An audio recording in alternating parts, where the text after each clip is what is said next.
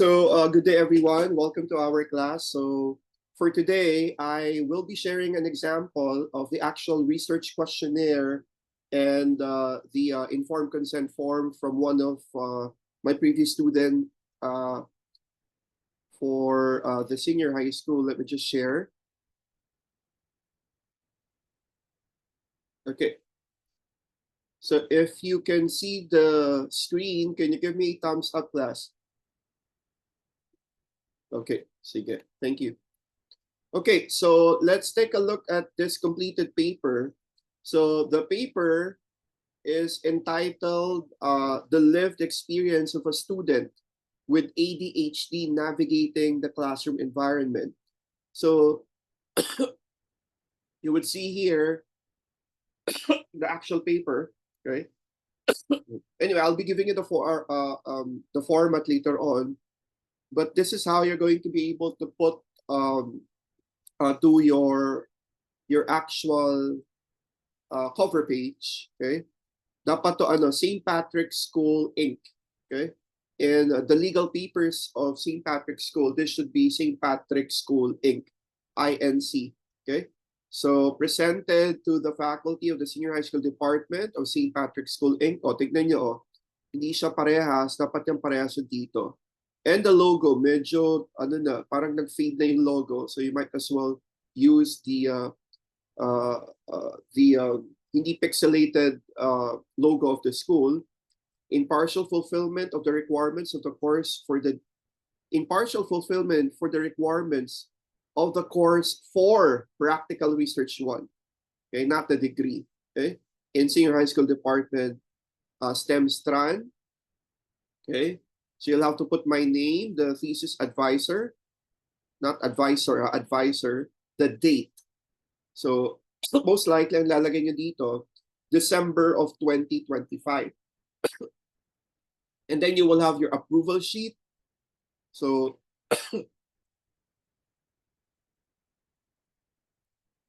lalagay approval sheet. Hindi pa binago to. Dapat to, kinopya lang yung research, but the research title should be the same with the cover page. Okay? Partial fulfillment of the requirements in the senior high school department has been examined and recommended for oral examination. Research advisor, your panel member, you will have 2 panel member and the panel chair. Tapos, this would have to be approved by the committee on the oral examination. Okay? Depending kung sino yung chairperson. It could be Ma'am Lara, it could be Ma'am Janet, or any of the members of the panel could be the chair in your oral presentation. Of course, you have to do your acknowledgement. The abstract. Again, there is a format for the abstract. Let me just send to you.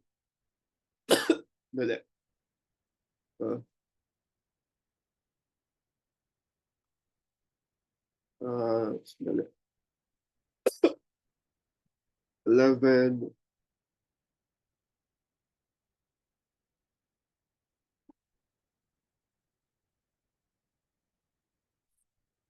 Okay, I've sent in the messenger the tenses that you can actually use when you do your abstract. If you can open,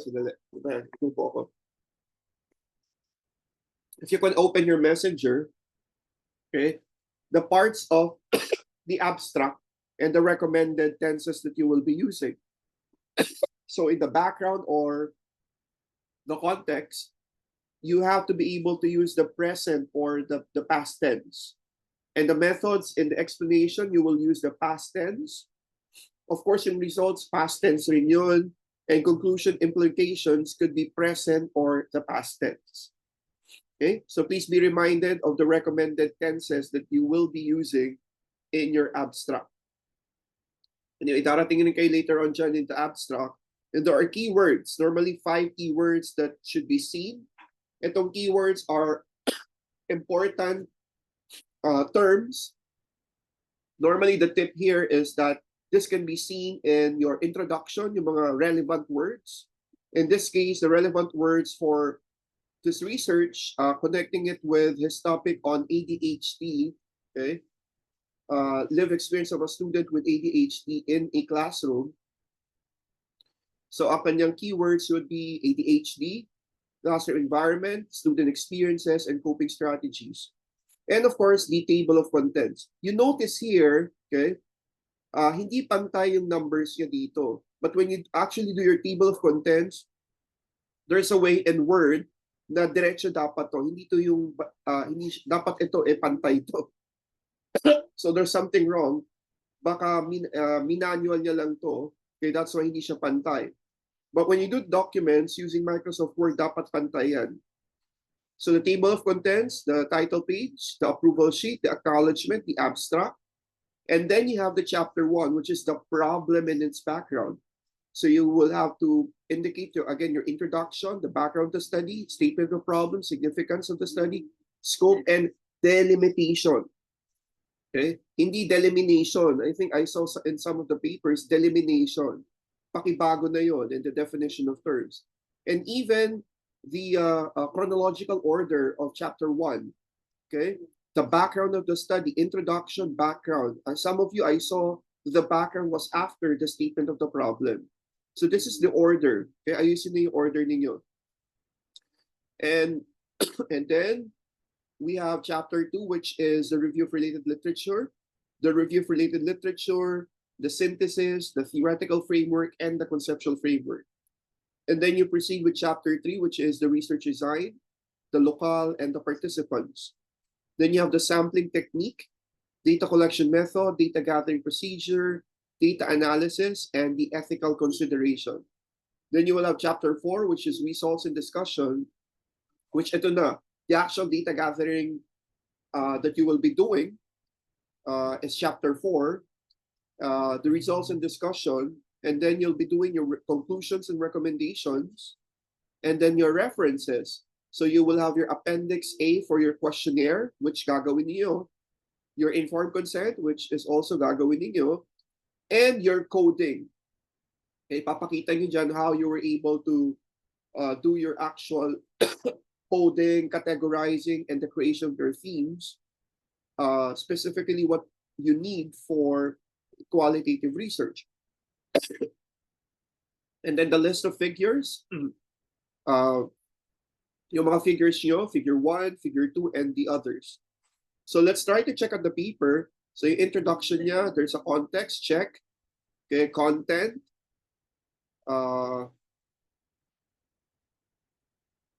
Yung content niya, medyo wala dito. May context siya. And then the aim of the study, okay naman. The approach, phenomenological approach, and then the background of the study. Okay. And then the statement of the problem. The problem of the study is the lack of research on how students with ADHD navigate. And the purpose of this qualitative phenomenological study is to explore, describe, and understand.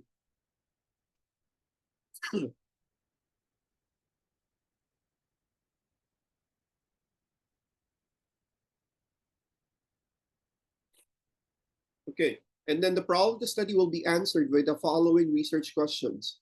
What are the lived experiences of students with ADHD navigating the classroom environment? And how do they perceive their challenges and success? And how do students with ADHD describe the influence of their classroom environment and what support mechanisms? Okay, so I think may correction dito if I remember it right, because research question number 1 and 3 might be similar kasi nga 1 is talking about challenges and number 3 is talking about challenges as well. And then the significance of the study, you notice here, no, by paragraph, pero kulang to. The significance of the study, after your significance of the study, you should be able to put like an introduction or a paragraph. Siguro mga 2 or 3 sentences lang of what the significance of the study is all about to the students, to the teachers, to the schools. Kung sino yung relevant na grupo that will benefit your research. To the parents, guardians, future researchers. And then the scope and the limitation. So you notice here na meron siyang parang introduction, which is very good. Okay. And then limited with to students with ADHD enrolled in an inclusive educational setting. The definition of terms. Walang numbering yung definition of terms. And then the review of related literature. You notice in the review of related literature is that may introduction siya, which you need to be able to do also in your paper. There are also themes. 3, 4. So you have synthesis. Mali pa yung synthesis niya. There should be like the names of the authors should be seen in the synthesis. And the theoretical framework. So theoretical framework niya, ayan, he explained the theory and how is the theory connected to his study. And then the conceptual framework, which is supposed to be the conceptual paradigm. So may picture siya nung may ADHD and dapat baliktad yung arrow nito. Dapat nakaturo doon sa pababa. Okay? And the actual answers to the research questions. Then you notice that there's figure 1, the conceptual, dapat yung conceptual paradigm. You have to explain it.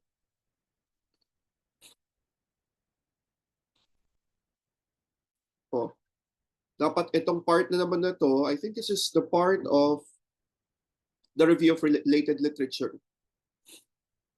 Bakit nagkaganon? Dapat bumaba yung theoretical conceptual framework, umakyat naman tong part na to.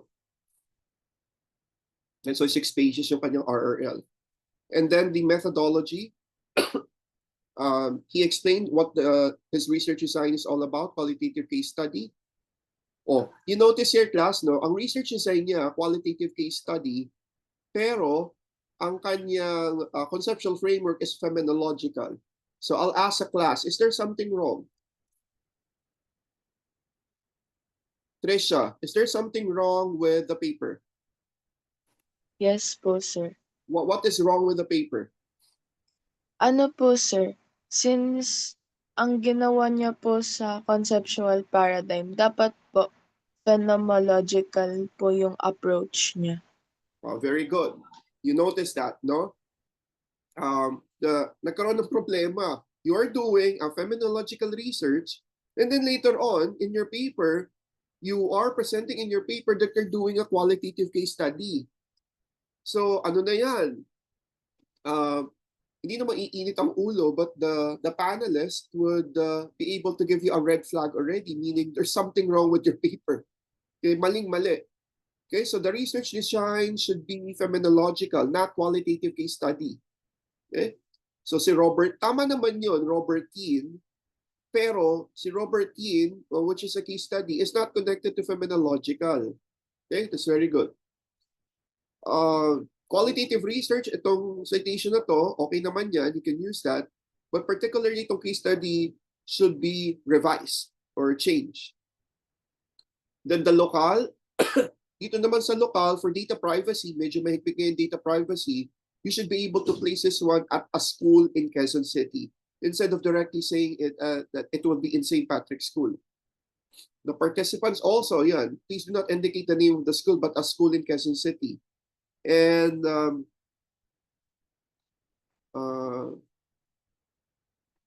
here, you notice also that in terms of the selection of the participants, hindi niya nailagay dito on how the participant was selected or what was the criterion used. So you might want also class to check on your participants and how your participants was selected. Okay, ilalagay niyo lang dyan in a sentence, 1 or 2 sentences. Tama naman to, he plays a sampling technique which is purposive sampling technique. He used a citation to explain what it is all about. And then the data collection method, the 3 research questions, okay? Oh, you notice 0, challenges, and I think ito na yung corrected research questions niya. Kasi you notice, di ba earlier, 1 and 3 is being questions because of its similarity with the word challenges.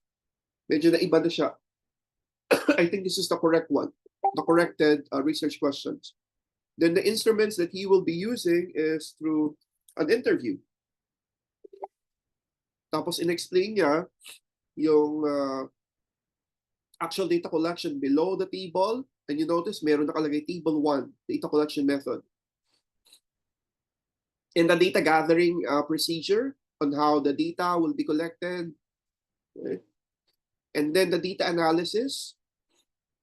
Class, this is a tip. In the data analysis, some of the panelists would be very critical on this one. So when I say that they are very critical, they would normally excuse me. They would normally ask the difference of a thematic and content.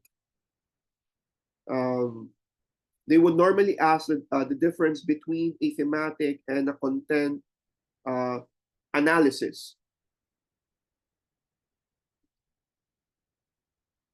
Now, pag tinanong yon, you must be able to clearly understand. Normally kasi, ang thematic analysis is really being used as way to analyze a qualitative research, but there are some panel who would insist on the content. Now, let's see the differences between a thematic and a content analysis. Now, when you say thematic analysis, you try to focus on excuse me, on trying to identify themes or patterns of meaning in data. Again, you will focus on identifying themes or patterns of meaning in the data. While in the content analysis, you would normally focus on counting, bibilangin mo, and you will categorize the words or the phrases or the concepts in data. Parang ilan yung nagsabi ng ganito, okay? You were able to put together all the phrases. So in the thematic analysis, it's normally qualitative and more interpretative or more interpretive. Now, sa content analysis, this can normally be quantitative, qualitative, or both, or mix. Kaya nga, I told you earlier, it can focus on counting and categorizing the words and the phrases or the concepts in the data. Normally, yung mga ibang panel would be able to suggest a content analysis, but that's fine. Okay, you would just have to justify later on you were able to use content analysis because you focus on counting and categorizing the words accordingly, or the phrases or the concepts, for you to be able to later on extract, okay, the themes that you need in answering your research question. Okay, in a thematic analysis, finding the underlying themes, like for example, there might be words, let's say fear, may hope, may trust. In let's say an interview with your participants, let's say about let's say selected high school students who had undergone a surgery. Now, in content analysis naman, counting how many times the words appeared, like my pain, kunyari yung doctor or the student felt nervous appear in those actual interviews. Now, in the data interpretation, in the thematic analysis, you try to seek deeper meaning, mas malalim, and context. While in the content analysis, you focus on explicit content. Again, the explicit content and the frequencies. Now, in the thematic analysis, the meaning is more subjective and there are nuance. While in the content analysis, the meaning is often objective and measurable. Pero you can never get wrong when you say that what you're doing was thematic. Pero in the way that you will be explaining it, pag ang in-explain mo is more of content, panindigan yun na content analysis yun rather than a thematic. But thematic analysis would be more suited for a qualitative research. Example, in thematic analysis, exploring how teenagers express their identity in social media posts. Let's say in the content analysis, measuring how often teens or young people use certain hashtags. Okay, hashtag bored or hashtag blessed, hashtag SPS Pride. Now, in the process of a thematic and a content analysis, in the thematic analysis, it involves coding for the themes that emerge naturally. Okay? When I say naturally, kitang-kita, no? Hindi mo na kailangan bilangin pa. It is there. Okay, when you read the actual transcripts or the answer, it's natural that it will tell you that the answers are all leading to this. While in the content analysis, it also involves coding. Okay, coding and categorizing, and often there is a predefined and you normally count them. Example, reading, let's say, diary entries to find the emerging themes like loneliness or growth or freedom, or in a content analysis, counting how often the word alone appears in those, let's say, diary entities or entities tuloy, parang manigno, the diary entries. Okay? Now, let's have a quick summary. Okay? Ang goal natin when we say thematic analysis is finding the patterns of meaning. Okay? May patterns of meaning siya. While in the content analysis, you count, you categorize the content.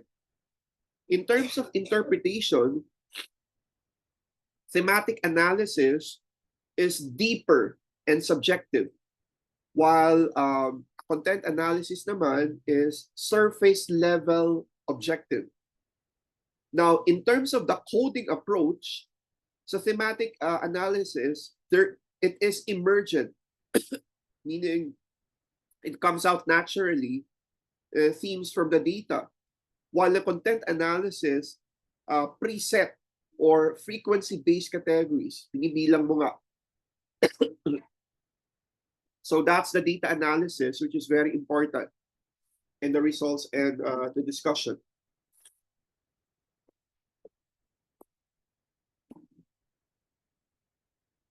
Sandali lang, class, ha? Let me just sneeze.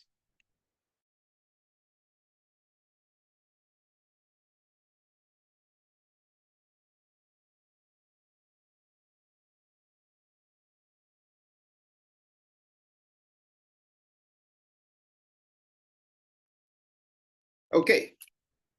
Now going back to the paper, so next is the ethical consideration. Okay. So ethical consideration, notice here that he explained the ethical considerations to be used. Nag-cite pa siya ng reference niya, that's okay. And then the results and discussion. Okay, this is very important now. In the results and discussion, you should be able to put a paragraph of a preliminary introduction of what this chapter is all about. Okay? And then immediately, you will have to put your research question number 1. In this case, he placed here, what are the lived experiences of students with ADHD in navigating the classroom environment and how do they perceive their challenges and successes? You notice here, ang nakuha niyang theme, so research question, yung theme, okay? Then you will have to explain the theme. Pag-explain mo ng theme, you will have to be, next is that, excuse me,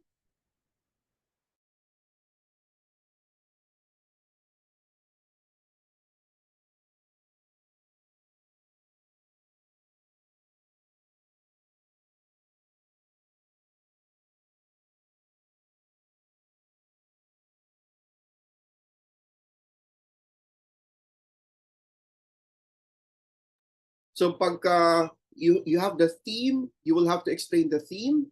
For example, ang explanation here, this theme explores the intrinsic and extrinsic factors that influence how individuals with ADHD, blah, blah, blah. Yeah, it investigates how these factors combine. And then all participants indicated that both intrinsic and extrinsic factors significantly impact their ability to cope with ADHD. Tapos, after the explanation of what the theme is all about is that you will have to later on choose a direct quotation coming from your participants. Okay? Mga 2 or 3 quotations yon on parang proving or telling your readers that this theme is indeed true, which you base it on your participants' response. On the intrinsic side, P1, so you'll be giving codes to your participants, mention, yan, I have a low attention. Similarly, P4 shared, ayan. And then towards the 2 direct quotation would be explaining in your paper the relevance of those quotations. So the statements highlight how intrinsic, blah, blah, blah. And you notice after the direct quotation is a citation.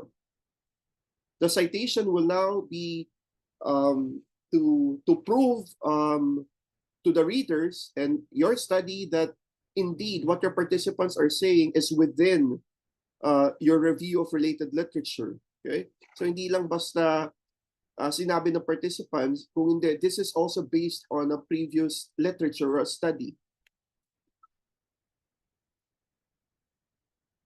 Okay, so again, I will repeat. So in chapter 4, you should be able to put your introduction, a brief introduction, your research question, the theme. Okay, ilan ba yung themes, sir? Depende yan. Kung may isa, dalawa, or tatlong themes, you will have to be able to state it. You will have to be able to explain your theme. You will have to indicate your direct quotation, explain the connection of direct quotation to your the answer to your research question, and do not forget also the citation to prove the theme at the same time what the participants said. O ganun rin gagawin sa research question number 2. State your research question, the theme that was created, the direct quotation, and later on the citation. Okay? You will also notice this one when you go to the library and check out the other researches of the STEM students. Ganito rin yung ginagawa nila. So you will also do the same. Okay? Oh, clear ba? Clear ba yung explanation on how you will be doing your chapter 4? If it's clear, I'd like to see a thumbs up. Or if you have any questions, you can clarify it now. Kung wala naman, sige, we will continue, ha? Okay. So that's how you're going to be able to do it. Okay? Pag gagawin niyo yan, I will have to be able to check. Check ko rin kung tama yung nilagay niyo doon. Again, if I see na hindi siya aligned or there's something wrong, I will be honest to you and telling you that there's something wrong with your paper. Okay? Sige. Okay. And then the chapter 5, o wag muna itong chapter 5, ha? Yun na muna ang i-worry natin, ha? By chapter muna tayo. Because chapter 5 would be the conclusions and recommendation. Okay, of course, that would be based on the conclusion, yung overall. Okay? On what you can say about your research. And the recommendation, ganun rin naman. Yung iba naman recommendations, they would be able to do the recommendation based on doon, yung parang sa significance of the study, doon sa tao mismo o sa mga grupo. And then the references. Oh, there's something wrong with the references. Ha? Hindi dapat siya naka-slant na ganyan o naka-italics. Okay? Pero tama naman, the format, there's a hanging indentation. Okay? So far, I noticed okay naman yung kanyang mga references in the principle of recency. Okay? May mga ilan lang naman yung 2021 and below. Okay? Oh yeah, may mga. Pero hindi naman lahat. Okay? And then ito. So you will have to do later on in your Appendix A, your research questionnaire. Okay? For example, yung sa research question number 1 niya, he created 3 research questionnaires. Could you please describe your experience as a student with ADHD in the classroom, including the length of time you have been aware of your diagnosis and how it affects your school experience? How would you describe the emotional, mental, blah, blah, blah? Are there any specific strategies? Ngayon, you can also translate it to Filipino, pero provided maglalagay kayong open or close parenthesis dyan. Okay? Para masagot ng mabuti ng participants nyo. So in the other research questions, ganun pa rin ginawa. Okay, 3 in each research question. And then the letter of consent. So this is how you're going to do your letter of consent, and should be seen in Appendix B. Dear participants, I'm inviting you to participate in a research entitled, ayan, the lived experience. Before you decide whether you should or you should not participate, it's important for you to understand why the research is being done and what it will involve. Please take the time to read the following information carefully. If you have any questions, feel free to ask. Then the purpose of your study, okay? O mali pa dito, ang nilagay niya aim. It should have been the purpose statement. So papalitan niyo to ha. The purpose statement or the purpose of the study should be taken from the actual purpose of the study.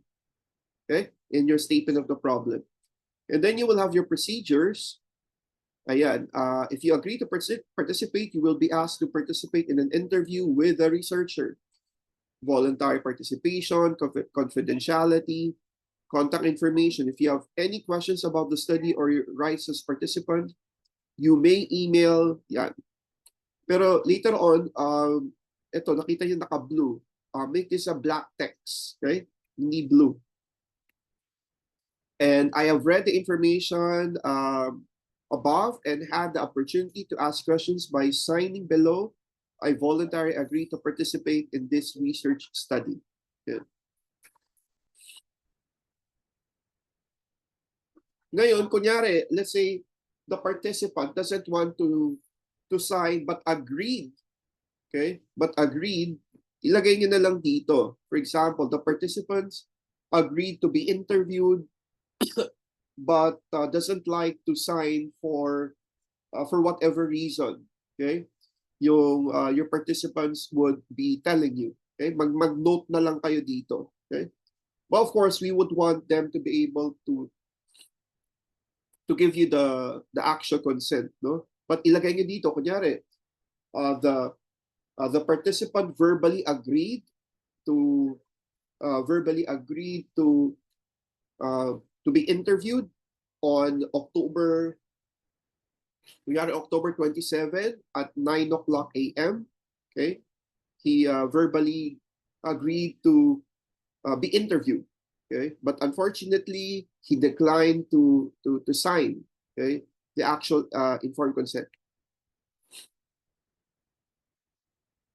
Okay, so Appendix C naman is the actual coding.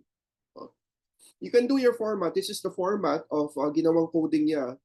So you have participants P1, okay, yung sagot niyang P1, P2, and the rest of the participants in the first column. The second is research question 1, 2, and 3. Kita niya, nag-coding siya. Okay. But you can have your format. And then later on, from the coding, okay, nag-create na siya ng themes. So ano yung themes? Ayan. Yung themes na yan yung mga na-extract, okay, doon sa mga data niya. Okay? So yung themes are the actual answers or sagot ng mga participants that was, extracted all together in a theme. Ayan. You will have to put later on in your Appendix D your curriculum vitae. Okay?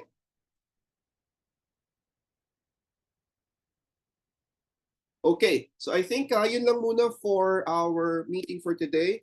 So when we get to meet by next meeting, I do hope that prepare na yung research questionnaire ninyo and also your informed consent. Okay.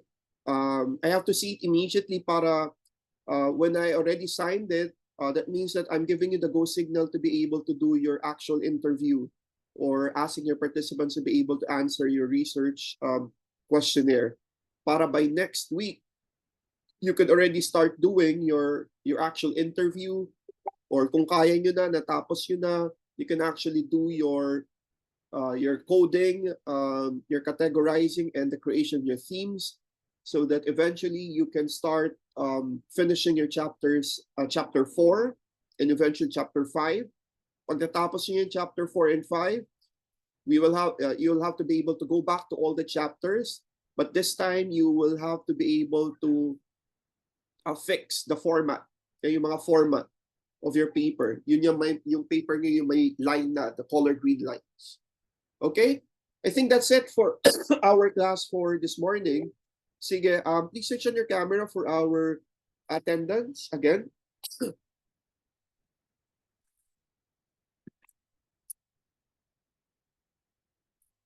Okay, sige.